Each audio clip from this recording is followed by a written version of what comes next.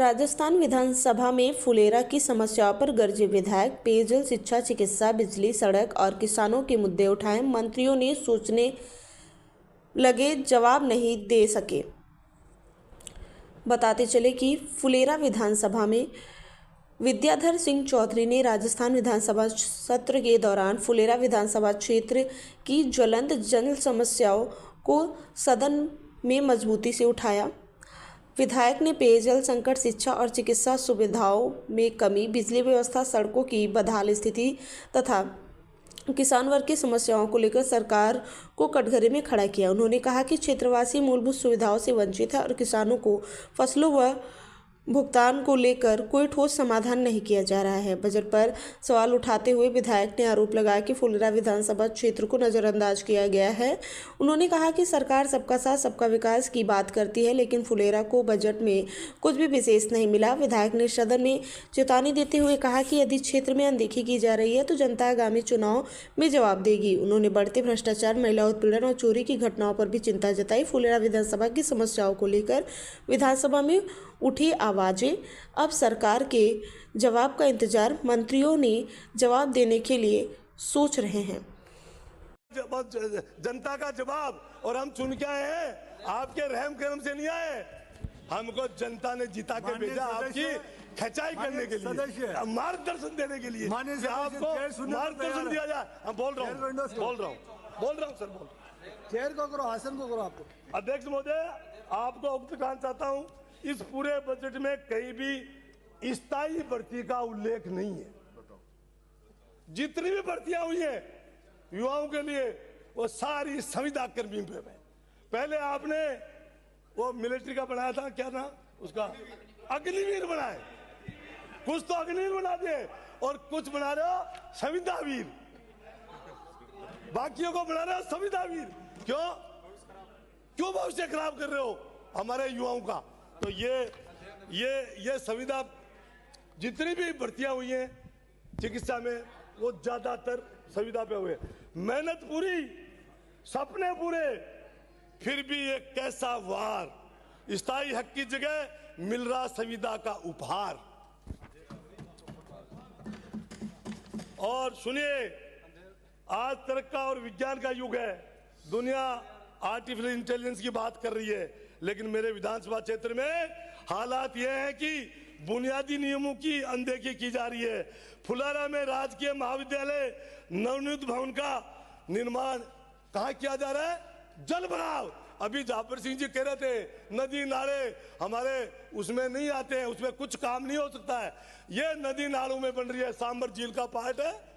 और मैं इस सदन को बता रहा हूं, उसमें रिपोर्ट 2 की आई है, रिपोर्ट पेश है, उसमें लिखा हुआ है, पढ़ दूं आपके सामने, कि प्रस्तावित विरुद्ध सत्य से राजस्थान विधानसभा फुलेरा के आम जनता विधानसभा क्षेत्र फुलेरा द्वारा आपत्ति प्रार्थना पत्र पेश हुए। फुलेरा एक आम जनता विधानसभा क्षेत्र के आपत्ति प्रार्थना पत्र प्राप्त हुए। उक्त पत्रों में राजकीय कन्या महाविद्यालय फुलेरा को आवंटन हेतु प्रस्तावित उपरोक्त भूमि को आबादी से लगभग 2 किलोमीटर दूर है और यहाँ सुनसान स्थान जल भराव क्षेत्र बताया गया है कि जब बरसात होती है तो जल भराव होता है। तो ये बताइए, जल भराव तो बरसात से ही होगा या आप ट्यूबवेल के पानी से भरते हो? यह रिपोर्ट है।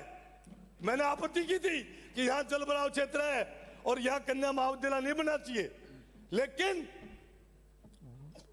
आपकी दुर्भावना, जो सरकार की दुर्भावना है कि वहां का एमएलए कांग्रेसी है, इसलिए वहां ये नहीं बनना चाहिए।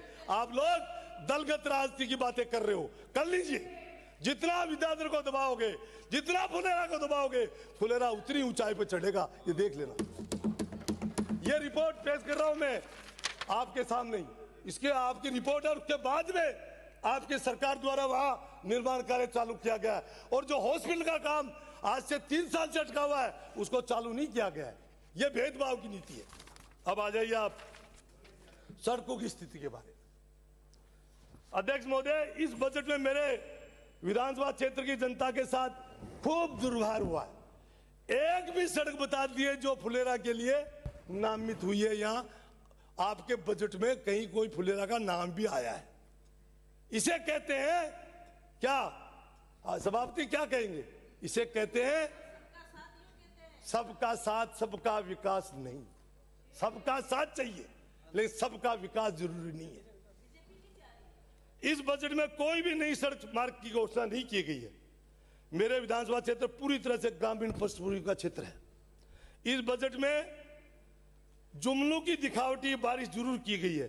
2 घंटे 56 मिनट का भाषण हमारी वित्त मंत्री जी ने पढ़ा।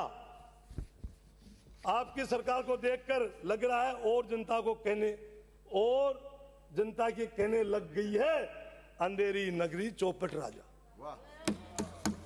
अब आप देख लीजिए, आप बजट घोषणाओं की